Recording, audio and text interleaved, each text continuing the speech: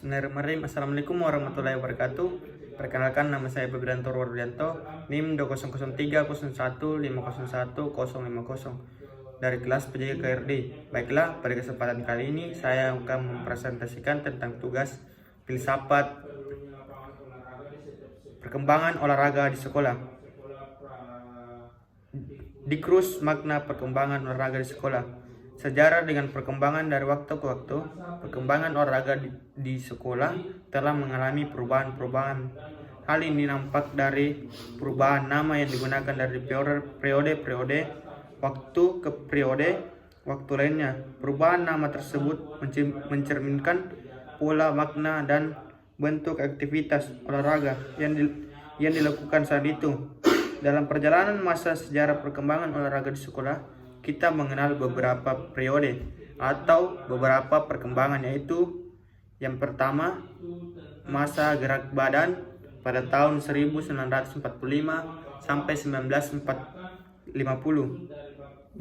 Masa pendidikan jasmani tahun 1950 sampai 1961. C.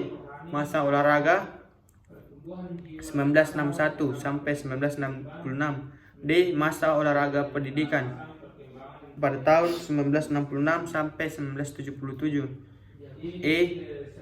Masa pendidikan olahraga atau jasmani olahraga pada tahun 1978 sampai sekarang. Periodikasi perkembangan olahraga di sekolah. 1. Masa gerak badan tahun 1945 sampai 1950. Bersamaan dengan proklamasi Republik Indonesia pada tahun 17 Agustus 2009, pemerintah Republik Indonesia menyatakan makin menyadari pentingnya pendidikan untuk pembangunan bangsa dan negara, termasuk di dalamnya gerak badan di sekolah. Di sekolah-sekolah diberikan aktivitas gerak badan dalam bentuk permainan, atletik, senam, dan khusus untuk sekolah menengah tinggi SMA ditambah dengan latihan militer. Beberapa masalah yang dapat diperhatikan khusus dalam pelaksanaan gerak badan antara lain: yang pertama, gerak badan untuk anak perempuan; yang kedua, perlunya nasihat dokter untuk melaksanakan gerak badan; yang ketiga, bahan pengajaran diambil dari permainan dan kesenian sosial; yang keempat, perlunya musik; yang kelima, perlunya panduan; yang keenam, perlunya pencegahan askes dalam perlombaan; yang ketujuh, perlunya pemerintah membiayai suatu kegiatan; perlunya lapangan olahraga di sekolah; perlunya menolong sekolah partikular; dan perlunya mengadakan kursus bagi guru-guru. Yang kedua, masa pendidikan jasmani. Terbitnya Undang-Undang Nomor 4 1950 yang kemudian menjadi Undang-Undang Nomor 12 1954 memberikan landasan kuat kepada pelaksanaan kegiatan olahraga di sekolah. Dalam penjelasan bab 6 pasal 9 tentang pendidikan jasmani, tertuang bahwa untuk melaksanakan maksud dari bab 2 pasal 3 tentang tujuan pendidikan dan pengajaran harus meliputi kesatuan rohani jasmani, pertumbuhan jiwa dan raga harus mendapat perhatian seimbang menuju keselarasan, perkembangan intelektualisme, dan perkuat badan. Keselarasan menjadi pedoman pula untuk menjaga agar pendidikan jasmani tidak terpisah dari pendidikan keseluruhan. Pendidikan jasmani merupakan usaha untuk membuat bangsa Indonesia ini sehat dan kuat lahir dan batin. Oleh sebab itu, pendidikan jasmani diharapkan mampu untuk menjadi media untuk memelihara, meningkatkan keseluruhan kesehatan dalam arti preventif dan juga kuratif. 3. Masa olahraga tahun 1961 sampai 1966. Dipercaya Jakarta sebagai tuan rumah Asian Games. 6.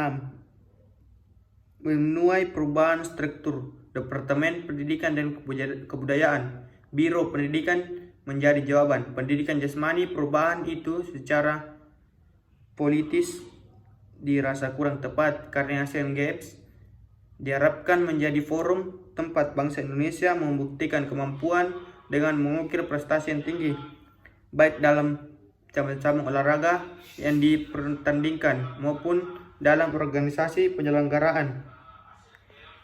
Mempertimbangkan potensi pelajar sebagai bibit olahragawan yang dapat dijadikan ladang kerja yang cepat memberikan hasil, maka keluarkanlah surat keputusan Menteri Olahraga dan Pendidikan Dasar dan Kebudayaan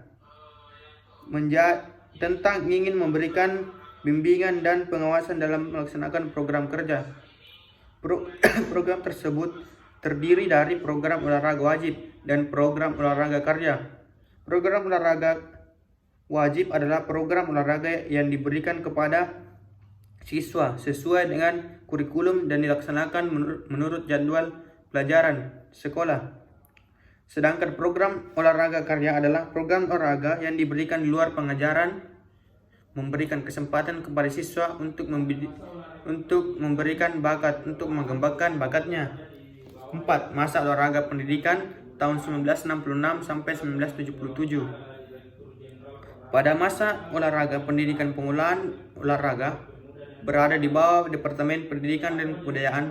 Mula-mula penanggung jawabnya adalah Direktur Jenderal Olahraga, kemudian beralih ke Direktur Jenderal Pemuda dan Olahraga.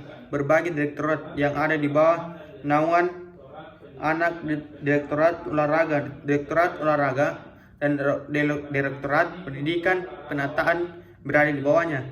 Pada masa ini, program olahraga wajib di sekolah berjalan terus, walaupun ada kewajiban baru yaitu bergabung dengan kesehatan, demikian dengan olahraga karya. Adapun POPSI yang mulai aktif tahun 1966 bertambah maju dengan tahun 1970 berhasil menggelar kejuaraan nasional POPSI dalam cabang olahraga atletik dan sepak bola. Pertandingan tersebut POPSI berstatus pula dengan KONI sehingga kemungkinan kerjasama dengan erat dengan induk organisasi cabang olahraga bersangkutan. Sedikit demi sedikit prestasi meningkat, demikian juga dengan jumlah peserta. Tahun 1977 telah diselenggarakan kejuaraan nasional POPSI untuk cabang olahraga atletik, renang, tenis meja, bola basket, dan akan tambah dengan bola voli dan senam. Kejuaraan POPSI tingkat provinsi, Direktorat Jenderal Pendidikan Luar Sekolah dan Olahraga menyediakan piala saja, sedangkan pembiayaan ditanggung seluruhnya oleh Departemen Pendidikan dan Kebudayaan bersama pemerintah daerah.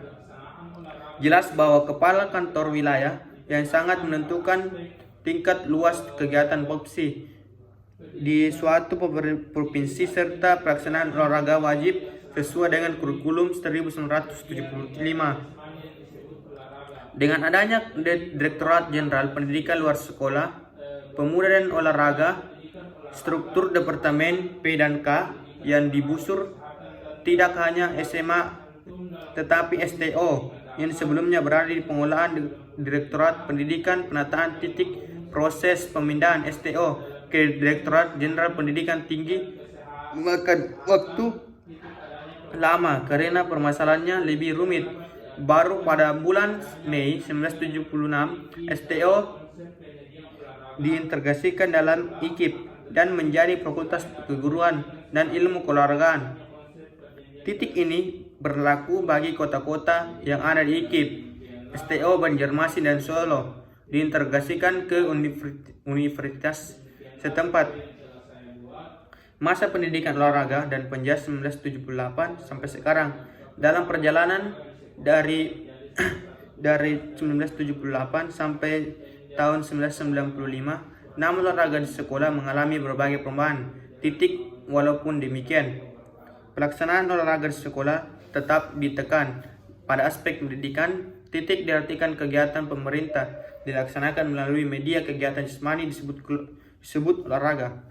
Perubahan nama tersebut berturut-turut adalah pendidikan, olahraga, kesehatan, pendidikan, olahraga, dan kesehatan terakhir, sebagaimana yang tercantum dalam Kurikulum Dasar 1993 dan Kurikulum Menengah Umum 1995 adalah pendidikan jasmani dan kesehatan.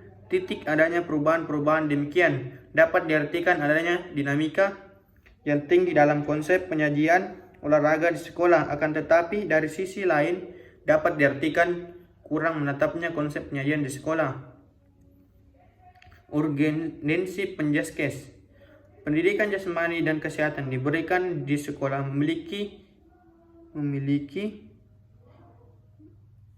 banyak peran yang sangat sentral dalam pembentukan manusia seutuhnya.